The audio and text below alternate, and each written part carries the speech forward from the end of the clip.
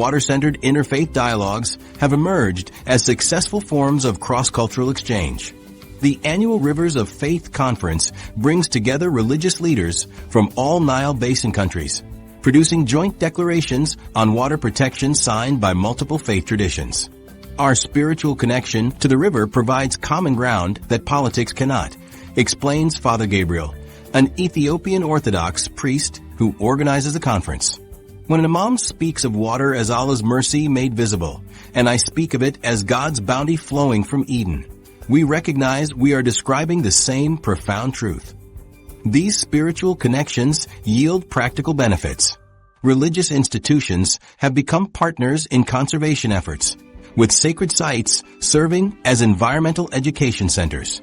In Uganda, interfaith river cleanup programs unite diverse faith communities, while religious leaders frame environmental protection as spiritual obligation. Near Jinja, where the Nile flows from Lake Victoria, Imam Abdul incorporates water stewardship into prayers.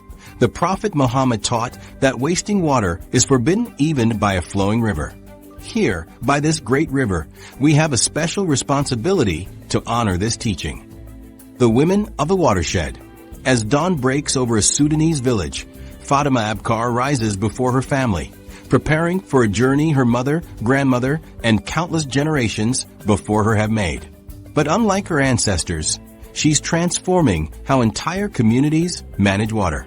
At 37, Fatima leads the Blue Nile Women's Water Cooperative, a group that has become a powerful force in watershed management across 3 provinces in Sudan. The women who walk farthest for water understand best how to protect it, Fatima explains as she adjusts her colorful tobe, the traditional Sudanese wrap, its fabric catching the early morning light. Today, she'll be training 20 women from neighboring villages in rainwater harvesting techniques that can reduce their daily water collection journeys. The burden of water collection has traditionally fallen on women and girls throughout the Nile Basin.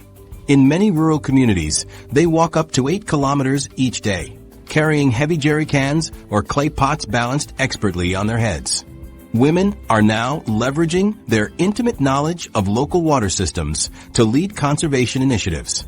Fatima's cooperative began with just 7 members in 2015. Today, it includes over 200 women from 23 villages who manage community water tanks, implement conservation techniques, and advocate for women's participation in water governance. At the training center, a simple structure with mud brick walls and a corrugated metal roof, Fatima's hands move with practiced precision. Women gather close, watching intently as she arranges stones in a pattern that will channel rainwater. Her fingers trace the path water will follow, a path to transformation. Before we built these systems, the rains would come and go quickly, washing away topsoil and leaving little moisture behind, says Amina, one of the trainees. Now we capture this water and extend its use through the dry season. The techniques being taught combine traditional knowledge with modern adaptations. Women have always understood local water cycles, identifying which springs remain reliable during droughts and which soil types retain moisture longest. This knowledge, passed down through generations, is now being systematically documented and enhanced with scientific measurements. In neighboring Ethiopia, similar women-led initiatives are taking root. 32-year-old Hawa, Negash, coordinates a network of 10 water cooperatives in villages surrounding Lake Tana. Her organization has pioneered community water monitoring using simple testing kits to track pollution levels. Women see the changes in water quality first, Hawa explains. When the water makes our children sick or kills our gardens, we are the first to notice. Now we have tools to measure these changes and address their causes. Climate change has made these women's traditional knowledge increasingly valuable. As rainfall patterns become more erratic across the Nile Basin, the ability to predict and adapt to changes in water availability can mean the difference between subsistence and hunger. Fatima cups her hands, mimicking how she once gathered water drop by drop from a nearly dry streambed. My grandmother taught me to watch certain birds that would appear before the rains. Now these patterns are changing. The birds come, but sometimes the rains don't follow. We must combine what our ancestors knew with new information.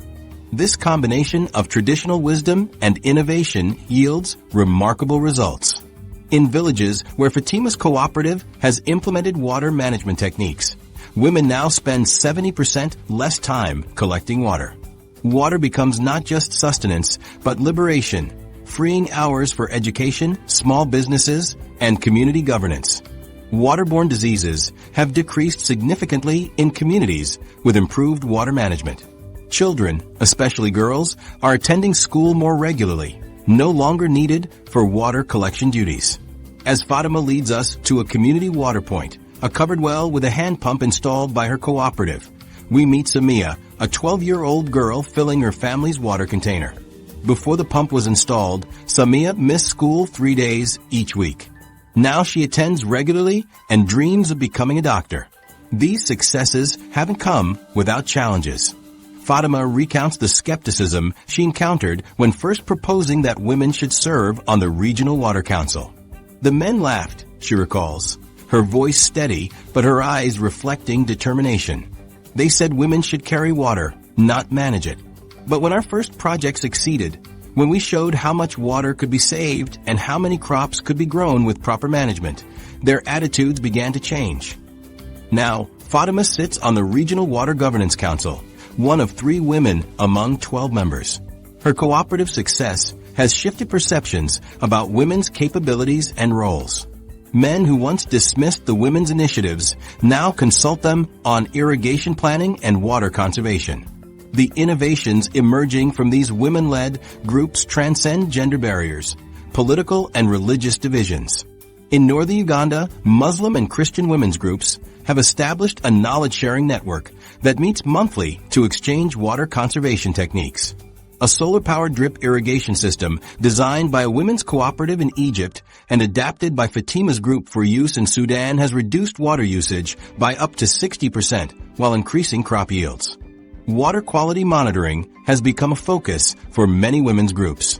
Using smartphone apps developed for communities with limited literacy, women track changes in water clarity, smell, and contaminants.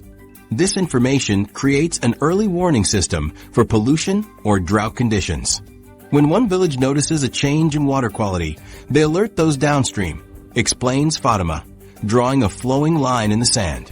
This communication network has prevented several health crises. The impact extends beyond practical water management.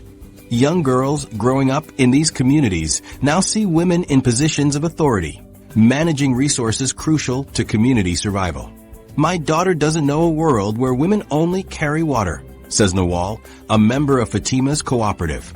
She knows a world where women decide how water will be used, conserved, and protected. As climate change intensifies across the Nile Basin, these women's groups have become essential guardians of water security. Their approach combines immediate practical solutions with long-term conservation strategies, addressing both current needs and future sustainability.